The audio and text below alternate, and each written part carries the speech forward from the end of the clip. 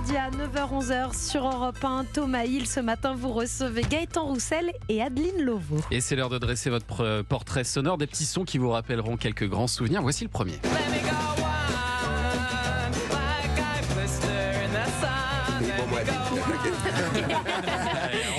Qui fait oh là, qu'est-ce que c'est? C'est les Violent Femmes. Blister in the Sun. Voilà. C'est un trio qui vient de Milwaukee, qui a énormément inspiré la musique que je peux faire avec mes camarades de Lusata, que nous faisons avec Lusata. Vous dans aviez les envie de instruments. faire ça. Ouais, oui. Vous aviez envie de faire ça. On avait envie d'utiliser la même idée sonore, donc ce sont des instruments acoustiques, et de les jouer de manière assez, on va dire, tonique. Un peu punk. Quoi. Voilà, un petit peu punk, ce qui donne leur son à eux. Donc on est parti d'eux pour aller évidemment ailleurs. On n'a pas la même culture, on est un quatuor, c'est un trio, mais c'est notre base sonore. Et juste sans être trop long, ce qui nous a fait énormément plaisir, c'est que quitte à être vers des gens qui nous inspirent, on a, grâce à notre maison de disques, il y a 25 ans, réussi à avoir le chanteur de ce groupe pour produire notre premier album, et même le deuxième d'ailleurs. Donc on avait l'impression d'être adoubé, ou je sais pas comment dire, enfin d'être protégé en tout cas, voilà. Vous en êtes où aujourd'hui avec Louise Attaque?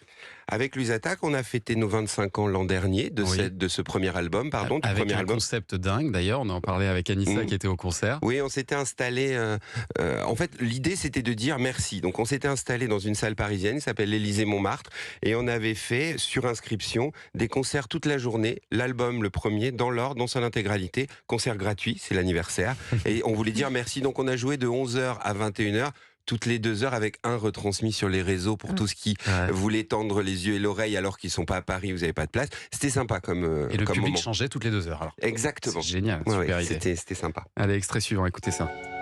J'envoie des notes dans l'espace, mais jamais rien ne se passe. Est-ce que tu reçois mes lettres? Ne vous inquiétez pas Gaëtan, c'est pas pour vous. Alors ça s'appelle Note dans l'espace, chanson d'Adeline Lovo, et chanson qui est dédiée à votre mère biologique, c'est ça, que vous n'avez jamais connue? Oui, exactement, parce que je suis née sous X. Ouais. Du coup, ça veut dire juste que la personne qui m'a mise au monde, elle a juste décidé d'accoucher dans l'anonymat. Du coup, j'ai aucune information, et je trouvais que c'était cool de pouvoir en parler en chanson, parce que j'ai un peu du mal à en parler toujours un peu comme ça autour de discussions, mais je trouvais qu'en chanson c'était plus facile pour moi, donc ça donnait Note dans l'espace. Et vos parents qui vous ont adopté, ils ont toujours été très transparents avec vous, ils vous ont toujours dit, même toute petite, que vous étiez adoptée? Oui, ils l'ont jamais caché, ils me l'ont répété jusqu'à ce que je sois vraiment en âge de comprendre. Et c'est la bonne méthode à faire, visiblement, parce que du coup, vous êtes très à l'aise avec ça aujourd'hui. Oui. Vous avez fait des démarches quand même pour connaître l'identité de vos parents, mais vous n'avez pas ouvert le dossier, Alors, c'est ça, j'ai essayé une première fois.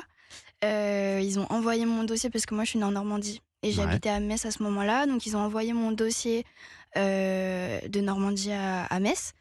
Et on m'a dit, c'est bon, tu peux y aller. Le dossier, il est là. J'y suis pas allée parce que j'ai pris peur. Et j'y suis pas retournée.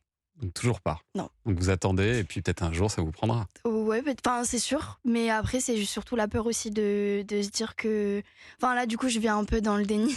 Je me dis peut-être qu'il y a quelque chose dans le dossier, peut-être qu'il y a rien. Ouais. Mais du coup pour l'instant je préfère attendre avant d'y aller, et on verra. Allez, extrait suivant.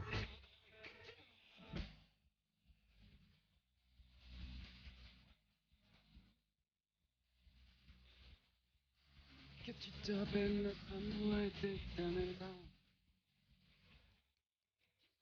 Cette chanson, Je t'emmène au vent, de Louise Attaque, je crois qu'il n'y a pas un mariage, il n'y a pas un karaoké, Nouvel an, une fête sans cette chanson. C'est devenu votre hymne officiel. C'est incroyable le succès de cette chanson. Oui, on est très chanceux. C'est une grande locomotive pour nous, qu'on a plaisir à chanter à chaque fois qu'on remonte sur scène.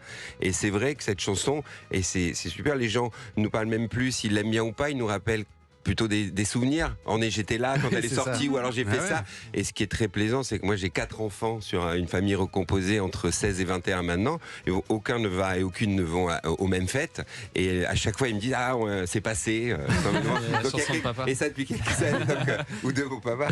Donc c'est super. C'est le meilleur cadeau qu'on puisse avoir, qu'une chanson comme ça se promène, soit plus à vous du tout, et circule de génération en génération. C'est très plaisant et ça donne de l'élan. Et vous détenez encore le record du disque de rock français le plus vendu, 3,3 millions d'exemplaires écoulés pour votre premier album qui était sorti en 97. Et à l'époque, je crois que vous étiez caissier dans un supermarché, c'est ça? Alors j'étais étudiant en architecture et en urbanisme après, et j'arrondissais mes fins de mois en étant caissier, pour être précis, chez Picard. C'est ça. Voilà, on n'a pas le droit de dire des marques. Bon, Non, ça, dans un magasin je de suis désolé, surgelé. voilà. Dans un magasin type Picard. On salue Thirier également. Bien Mes sûr. excuses. Travail. Voilà, bon, j'étais caissier en tout cas, et je faisais l'inventaire aussi. Voilà, et vous avez arrêté, hein, vous vous êtes dit, bon, finalement, j'ai 3 millions d'exemplaires vendus, je vais peut-être...